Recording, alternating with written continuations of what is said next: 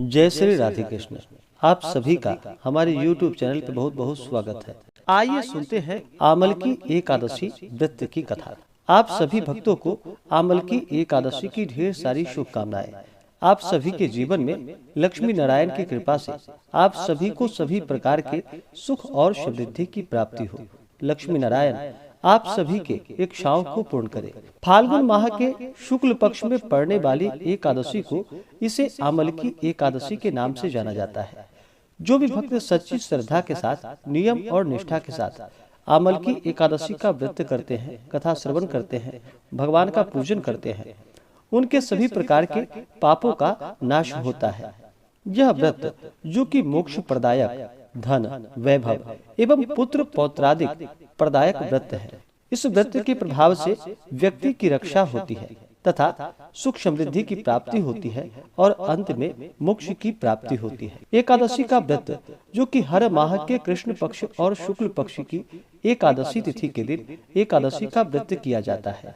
हर एकादशी व्रत का अपना विशेष महत्व होता है। इसी प्रकार से आमल की एकादशी व्रत का अपना विशेष महत्व है। आमल की एकादशी के व्रत में इस दिन धात्री वृक्ष के पूजन करने का विधान है, यानी कि आमले वृक्ष का इस दिन पूजन किया जाता है और आमले वृक्ष के नीचे बैठ करके कलश स्थापित करके वहां पे भगवान विष्णु, माता लक्ष्मी और भगवान विष्णु के परशुराम स्वरूप का पूजन किया जाता है। इससे व्यक्ति के सभी प्रकार के पापों का नाश होता है। जो भी एकादशी का व्रत करते हैं उन्हें एकादशी व्रत के लिए दशमी के दिन से ही व्रत में नियमों का पालन करना चाहिए।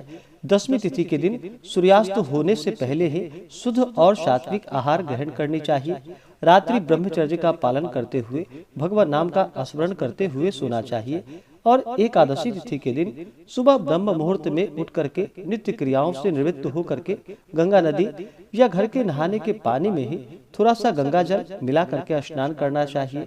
शुद्ध वस्त्र धारण करना चाहिए और व्रत का संकल्प लेना चाहिए। भगवान विष्णु, माता लक्ष्मी, भगवान परशुराम से प्रार्थना करनी चाहिए कि आज मैं एकादशी का व्रत करने जा रहा हूँ या करने जा रहे हूँ। इस प्रकार से भगवान से प्रार्थना करें कि मेरे सभी प्रकार के पाप और ताप नष्ट हों। आपके मन में जो भी इच्छा हो, जो भी कामना हो, वह प्रभु से कहे और कहे कि हमें पुण्य फलों की प्राप्ति हो, हमारे सभी प्रकार के कार्यों की सिद्धि हो, आप हमें आशीर्वाद प्रदान करें। इस प्रकार से भगवान से प्रार्थना करते हुए एकादशी तिथि के दिन जो कि दिन रात्रि उपवास रह करके सुबह और शाम के वक्त भगवान विष्णु, माता लक्ष्मी, धात्री वृक्ष और भगवान परशुराम का पूजन करना चाहिए। जो उपवास नहीं रह पाते हैं वो एक समय फलाहार ग्रहण करें और जहाँ तक हो सके अमल की एकादशी की रात्रि जो कि जागरण आदि का कार्य अवश्य ही करना चाहिए। जागरण करने से व्रत का कई गुना पुण्य फल बढ़ जाता है, तो रात्रि जागरण करनी चाहिए और द्वादशी तिथि के दिन जाकर के सुबह नित्य क्रियाओं से निवृत्त होकर के स्नान करके शुद्ध वस्त्र धारण करे और भगवान का पूजन कर ले, आरती कर ले। उसके बाद ब्राह्मणों को भोजन करवाए, ब्राह्मणों को दान और दक्षिणा दे और फिर व्रत का पारण समय के अनुसार करना चाहिए। तो आइए अब सुनते हैं आमल की एकादशी व्रत की कथा। अगर आप आमल की एकादशी व्रत कथा के लिए अन्नदान, वस्त्र दान आदि के लिए ब्राह्मण दक्षिणा देना चाहते हो तो आप अपने श्रद्धा और सामर्थ्य के अनुसार हमें डिस्क्रिप्शन में जाकर के वहां से गूगल पे, फोन पे या अकाउंट नंबर के माध्यम से आप अपने श्रद्धा और सामर्थ्य के अनुसार हमें ब्राह्मण दक्षिणा प्रदान कर सकते हैं। तो आइए सुनते हैं आमल की एकादशी व्रत की कथा। तो बोलिए प्रेम से भगवान विष्णु की जय, माता लक्ष्मी की जय, एकादशी माता की जय, सर्वदेवी देवता की जय। आमल की एकादशी व्रत कथा के अनुसार एक समय अयोध्या नरेश महाराज मानधाता ने अपने कुल गुरु महर्षि वशिष्ठ जी से पूछा कि हे भगवान, कोई अत्यंत उत्तम और अनुपम फल देने वाले व्रत का इतिहास आप मुझसे वर्णन कीजिए जिसके सुनने से मेरा कल्याण हो। महर्षि वशिष्ठ जी ने कहा कि हे राजा, हम आपके सम्मुख आमल की एकादशी के व्रत का महात्म्य वर्णन करते हैं। आप ध्यान पूर्वक सुनिए। प्राचीन काल में एक वैदिक नामक नगर था। वहाँ के राजा चंद्रवंशा वतंस महाराज चित्ररथ थे। वे परम वैष्णव नारायण के अनन्य भक्त थे। उनके राज्य की सारी प्रजा, जो कि प्रत्येक मास की समस्त एकादशियों का व्रत और नियम जो कि विधिवत करती थी, यहाँ तक कि पशु एवं पक्षी भी एकादशी के दिन आहार नहीं करते थे। इस प्रकार महाराज चित्ररथ धर्म और न्याय युक्त राज्य करके अपनी प्रजा की सेवा करते थे।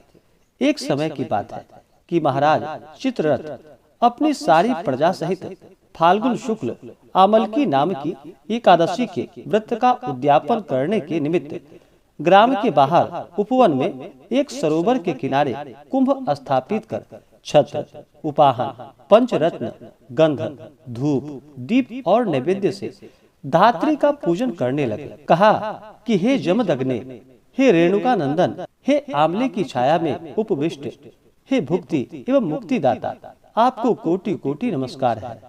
हे ब्रह्मा से उत्पन्न धात्री, हे सर्व पापों को नाश करने वाली धात्री, तुमको नमस्कार है। हे देवी, तुम मेरे अर्घ्य को ग्रहण करो और पापों को नष्ट करो। इस प्रकार राजा अपनी प्रजा सहित जागरण करता रहा। दैव संयोग से एक महा अधम व्याध, जो कि वन में मार्ग भूलवश वहां पर आ गया, दिन भर का प्यासा एवं थका हुआ वहां आ पहुंचा और वह भी आश्चर्यचकित दृष्टि से वहां का प्रत्येक दृश्य देखने लगा। और उस रात वह भी अपनी भूख प्यास भूल भगवान की कथा सुनता रहा। यद्यपि उस व्याध का कार्य पाप कर्म एवं हिंसा ही करना था, तथापि उस दिन उसने प्रेम पूर्वक भगवान की पूजा देखी। दूसरे दिन प्रातः काल व्रत का पारायण कर सभी लोग अपने अपने घर गए। वह व्याध भी प्रसन्नता पूर्वक घर गया। कुछ दिन बाद जब वह व्याध मर गया तो उस अज्ञात व्रत के पुण्य प्रभाव से उसने जयंती नगरी में राजा विदुरथ के घर पुत्र होकर जन्म लिया और उसका नाम वसुरथ पड़ा।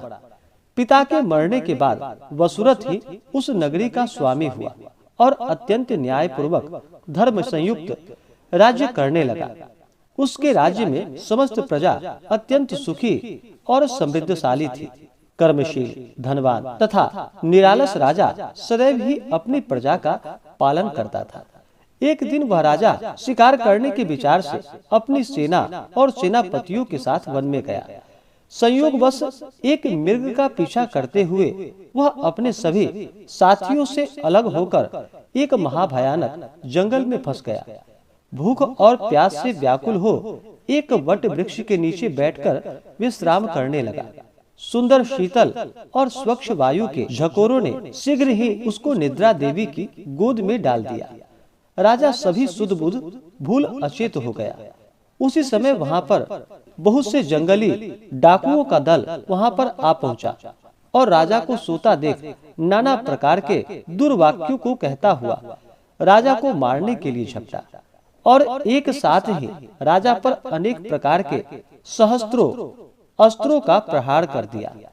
परंतु आश्चर्य का विषय तो यह था कि राजा के शरीर पर किसी भी अस्त्र का घाव नहीं हुआ और न राजा को कुछ मालूम ही हुआ।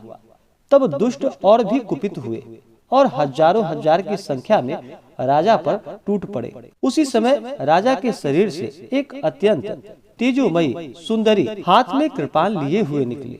उसको देखते ही दुष्टों के हाथ पैर ढीले हो गए और जो जहां था वहीं पर खड़ा हो गया।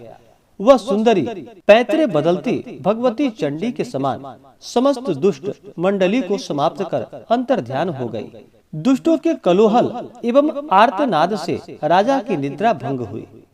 उसने जो ही आंख खोलकर देखा त्यों ही उसे चारों ओर लाशों का ढेर दिखाई पड़ा। तब राजा ने कहा कि किसने मेरी रक्षा की है, इन दुष्टों को किसने मारा। उसी समय आकाशवाणी हुई कि भगवान के सिवा कौन किसकी रक्षा करता है। ऐसे आकाशवाणी को सुनकर राजा अत्यंत ही प्रसन्न हुआ और घोड़े पर सवार हो अपने नगर को लौट गया। हे राजन, यह आमलकी नामक एकादशी अपने भक्तों की रक्षा कर उसे वैष्णव लोक का अवश्य अधिकारी बना देती है। इस प्रकार से फाल्गुन मास आमलकी एकादशी की कथा पूर्ण हुई। तो बोलिए प्रेम से भगवान विष्णु की जय, माता लक्ष्मी की जय, भगवान परशुराम की जय। एकादशी माता की जय। सर्वदेवी देवता की जय। इसी प्रकार से जो भी भक्त सच्ची श्रद्धा के साथ, नियम और निष्ठा के साथ आमल की एकादशी का व्रत करते हैं, पूजन करते हैं, कथा श्रवण करते हैं, भगवान विष्णु, माता लक्ष्मी, भगवान परशुराम की कृपा से उनके सभी पाप और ताप नष्ट हो जाते हैं तथा सभी प्रकार के सुख और समृद्धि की प्राप्ति होती है और अंत में मोक्ष की प्राप्ति होती है। जो भी एकादशी का व्रत करते हैं उन्हें एकादशी व्रत के दौरान जो कि शुद्ध और सात्विकता का पालन करना चाहिए, ब्रह्मचर्य का पालन करना चाहिए। व्रत के दौरान किसी के ऊपर क्रोध नहीं करनी चाहिए, अपने मन में किसी के प्रति ईर्ष्या या द्वेष का भाव नहीं लाना चाहिए, अपने से बड़ों का सदा ही आदर और सम्मान करना चाहिए, महिलाओं का सम्मान करना चाहिए और शुद्ध सात्विकता का पालन करते हुए पूर्ण अपना मन जो कि भगवत चरण में लगाना चाहिए। इस दिन ओम नमो भगवते वासुदेवाय आदि मंत्रों का जप करना चाहिए। अगर घर पे कोई याचक आते हैं तो याचक को खाली हाथ नहीं लौटानी चाहिए। आपसे जो भी बन सके, आपकी जो भी श्रद्धा और सामर्थ्य हो, उसके अनुसार अवश्य ही अन्न, वस्त्र आदि जो भी हो उन्हें प्रदान करना चाहिए। एकादशी के दिन चावल ग्रहण नहीं किया जाता है। कहा जाता है एकादशी के दिन चावल ग्रहण करने से पाप का भागीदारी माना जाता है, तो एकादशी के दिन चावल ग्रहण नहीं करनी चाहिए और पूर्ण भक्ति भाव श्रद्धा के साथ भगवान का पूजन करना चाहिए। व्रत के लिए अगर मन में अश्रद्धा हो, अविश्वास हो तो उस व्रत को नहीं करना चाहिए, वह व्रत निष्फल ही माना जाता है। तो पूर्ण श्रद्धा भक्ति भाव के साथ ही व्रत को धारण करना चाहिए, तभी जाकर के पुण्य फलों की प्राप्ति हो पाती है। तो आशा करता हूँ कि यह जानकारी आपको अच्छा लगा हो।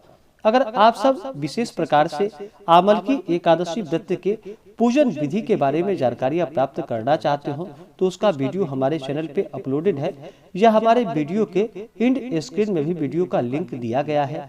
आप उसके माध्यम से जानकारियां को प्राप्त कर सकते हैं। तो आशा करता हूं कि यह जानकारी आपको अच्छा लगा हो। ऐसे ही ज्ञानवर्धक जानकारियां प्राप्त करने के लिए हमारे इस चैनल पे अगर आप नए हैं तो चैनल को लाल बटन दबा करके सब्सक्राइब करें, साथ में बेल आइकन घंटी को दबाएं ताकि मेरे वीडियो का नोटिफिकेशन आपको समय से मिलता रहे। वीडियो को लाइक करें, शेयर करें, सुखी रहें और स्वस्थ रहें। जय श्री राधे कृष्ण। धन्यवाद।